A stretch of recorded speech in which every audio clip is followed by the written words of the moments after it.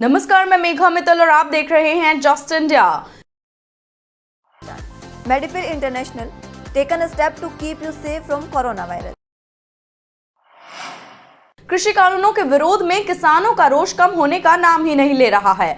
शुक्रवार को सिरसा पहुंचे हरियाणा के डिप्टी सीएम दुष्यंत चौटाला को किसानों ने काले झंडे दिखाए।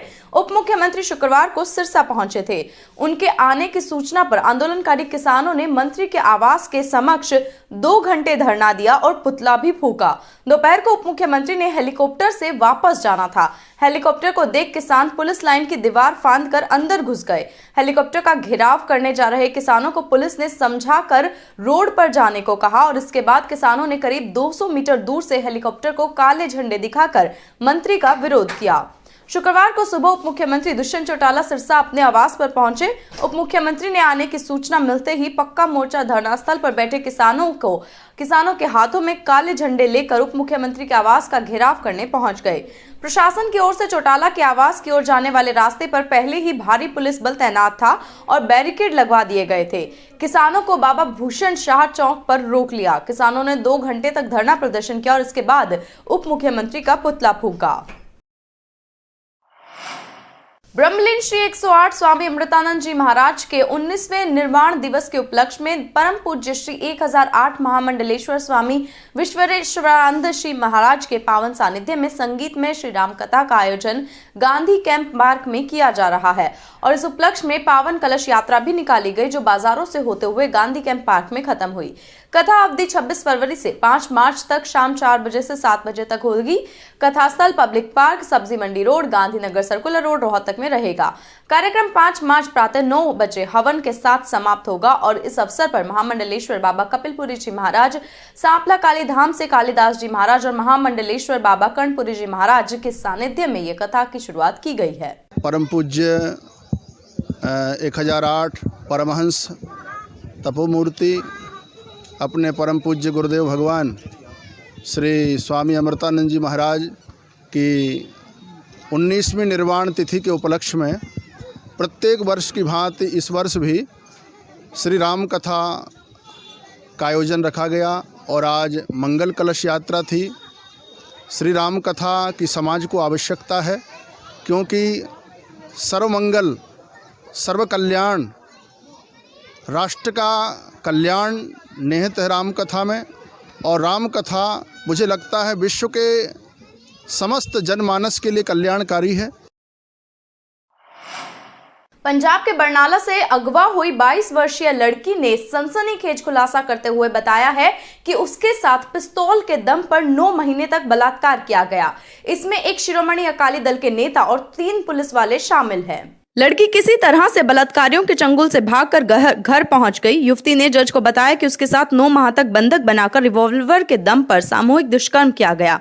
माननीय जज ने पीड़िता के बयान दर्ज कर थाना सिटी 1 बरनाला की पुलिस को मामला दर्ज करने के आदेश जारी किए। मामले में 3 पुलिस कर्मचारी सस्पेंड कर दिए गए हैं और 7 आरोपियों को नामजद किया गया है। लड़की की मेडिकल रिपोर्ट जांच के लिए भेज दी गई है। युवती ने बताया कि उसे बंधक बनाकर बरनाला के गाँव पंधेर, संगरूर के गाँव जखला और भटिंडा में रखा गया। यहाँ नशे की गोलियां खिलाकर उसके साथ सामूहिक बलात्कार किया गया। 24 जून 2020 को वह अपने पासपोर्ट की फोटोस्टेट कॉपी करवाने के लिए शहर की ही एक महिला के साथ गई थी। महिला उसे अपने रिश्तेदारों के घर ले गई जहां पहले से ही करीब 1 दर्जन से अधिक व्यक्ति मौजूद थे। उसको कोल्ड ड्रिंक में नशीला पदार्थ दे दिया गया। बेहोशी की हालत में उससे सामूहिक बलात्कार किया गया। सर्व कर्मचारी हरियाणा संघ के आह्वान पर आज 26 फरवरी को प्रतिरोध दिवस के रूप में पूरे हरियाणा में जिला मुख्यालय पर सामूहिक धरना प्रदर्शन कर ज्ञापन सौंपा गया और सरकार से अनुरोध भी किया गया कि कर्मचारियों की शीघ्र अतिशीघ्र मांगों को लागू किया जाए। यदि फिर भी समस्याओं का समाधान नहीं हुआ तो सर्व कर्मचारी संघ हरियाणा 7 मार्च से 28 मार्च तक प्रदेश के सभी कैबिनेट एवं राज्य मंत्री के निवास का घेराव करेंगे और जिसकी जानकारी जिला प्रधान करमवीर सिचाव ने दी है। आज का जो प्रोग्राम पूरे हरियाणा में स्टेट कमेटी के आह्वान पर हर जिला मुख्यालय पर सर्व कर्मचारी संघ के जो धरने प्रदर्शन का ऐलान जो स्टेट कमेटी ने लिया, एक तरफ तो महंगाई पर महंगाई हर रोज़ बढ़ती है, घंटों के दर घंटों बढ़ती जा रही है। दूसरी तरफ सरकार ने कर्मचारी की महंगाई की जो किस्त होती है उसको कम से कम 6 महीने से पीछे से ब्रेक लगा रखा है। हम मांग करते हैं सरकार से आज कोरोना की आड़ ना लें और महंगाई दर को लागू करे कर्मचारियों की। संयुक्त किसान मोर्चा के आह्वान पर कृषि कानूनों के विरोध में कितलाना टोल प्लाजा पर चल रहे अनिश्चितकाल धरने पर आज फिर पहुंचे युवा सांसद दीपेंद्र हुड्डा ने कहा कि सरकार ने किसानों को दबाने और बांटने के बहुत से षड्यंत्र रचे, लेकिन किसान 3 महीने से 230 किसानों की शहादत के बावजूद शांतिपूर्ण ढंग से आंदोलन जारी रख रहे हैं। इससे सरकार की नैतिक हार हो चुकी है और किसानों की जीत तय है। उन्होंने साथ ही कहा कि यह बड़ा दुर्भाग्यपूर्ण है कि सरकार ने संसद में किसानों की शहादत पर मौन तक रखना मुनासिब नहीं समझा। उन्होंने कहा कि पिछले चुनाव में भाजपा ने किसानों की आमदनी दुगनी करने का वादा करके वोट बटोरा था। सत्ता में आते ही खर्चा दुगना कर दिया और आमदनी आधी कर दी है। सरकार ने खाद्य के कट्टे का वेट घटा दिया और रेट बढ़ा दिया। खाद का जो कट्टा 80 रुपए 800 रुपए का था वो बढ़कर 1400 का हो गया और वजन भी 5 किलो कम कर दिया गया है। और इस तरह डीजल पेट्रोल के दाम रोज तेजी से बढ़ रहे हैं। 70 साल में डीजल पेट्रोल सबसे ज्यादा महंगा भाजपा के राज में बिक रहा है। पेट्रोल डीजल पर इतना ज्यादा टैक्स कभी नहीं लिया गया जितना ये सरकार वसूल रही है। कांग्रेस सरकार के दौरान खाद्य, बीज और ट्रैक्टर आदि कृषि उपकरणों पर किसी तरह का कोई टैक्स नहीं लगता था, लेकिन आज हर चीज पर टैक्स वसूला जा रहा है। इसी के विपरीत किसान का जो धान कांग्रेस राज में 5000 प्रति क्विंटल की भाव से बिकता था वो आज 2500 से भी कम यानी आधी कीमत में भी नहीं बिक रहा है। सांसद दीपेंद्र हुड्डा ने कहा कि आज युवा किसान दिवस मनाया जा रहा है और किसान आंदोलन में युवा अन्नदाता की भागीदारी अहम है। मोकरा गांव में रहबरे आजम सर छोटू राम की प्रतिमा को खंडित किया गया है, जिस वजह से गांव में तनाव का माहौल है। मोकरा हरियाणा के बड़े गांव में शुमार है और यहां पर 4 ग्राम पंचायतें हैं। तनाव को देखते हुए गांव में भारी पुलिस बल तैनात किया गया है। किसानों के सर कहलाने वाले छोटू राम को जहां किसान अपना देवता मानते हैं, वहीं ऐसी घटना से लोगों में भारी रोष देखने को मिल रहा है। फिलहाल देश में किसान आंदोलन चल रहा है और ऐसे दौर में सर छोटू राम की प्रतिमा को खंडित करना किसी बड़ी साजिश की ओर इशारा कर रहा है। गांव के लोग पूरे मामले पर नजर बनाए हुए हैं। गांव के बुजुर्गों का कहना है कि किसी असामाजिक व्यक्ति की 36 बिरादरी का भाईचारा खराब करने की साजिश को कामयाब नहीं होने दिया जाएगा। गांव के सरपंच की शिकायत पर पुलिस ने अज्ञात लोगों के खिलाफ मामला दर्ज कर लिया है। पुलिस पूरे मामले की गहनता से जांच में जुटी हुई है और गांव के लोगों की मांग है कि दोषी को सख्त से सख्त सजा दी जाए, क्योंकि समाज को तोड़ने वाले लोगों के साथ इसी तरह का व्यवहार किया जाना चाहिए जिस तरह का व्यवहार उसने सर छोटू राम की प्रतिमा के साथ किया है। गांव के युवाओं में खासकर गुस्सा है और उनका कहना है कि जिस प्रकार से किसी असामाजिक तत्वों ने सर छोटू राम की गर्दन को धड़ से अलग किया है, कानून भी ऐसे व्यक्ति को ऐसी ही सजा दे तो आगे कोई और व्यक्ति इस तरह की हरकत करने की हिम्मत नहीं कर सकेगा। कल रात्रि को कुछ असामाजिक तत्वों के द्वारा, जो अज्ञात है अभी तक पता नहीं चल पाया है, उन्होंने गांव मोखरा में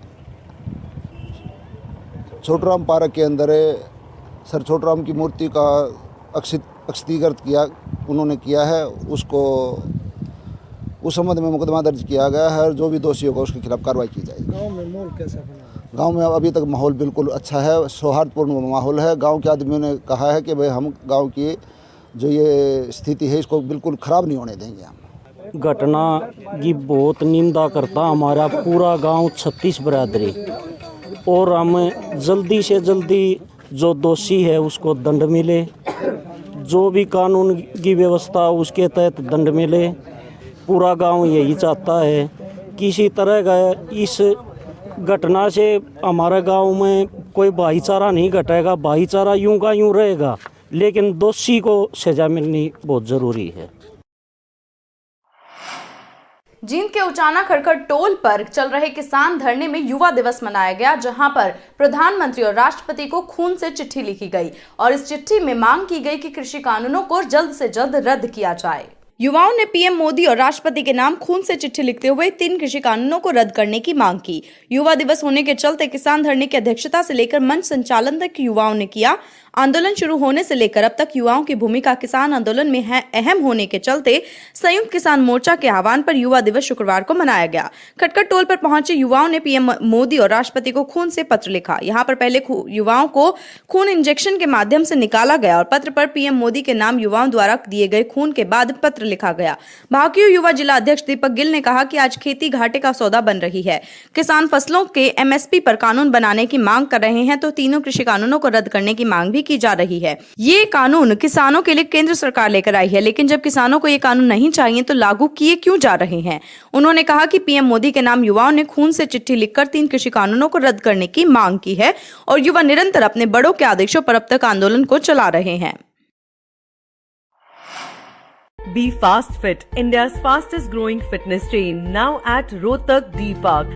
जस्ट इंडिया के इस बुलेटिन में बस इतना ही। और भी खबरों के लिए देखते रहिए जस्ट इंडिया। नमस्कार।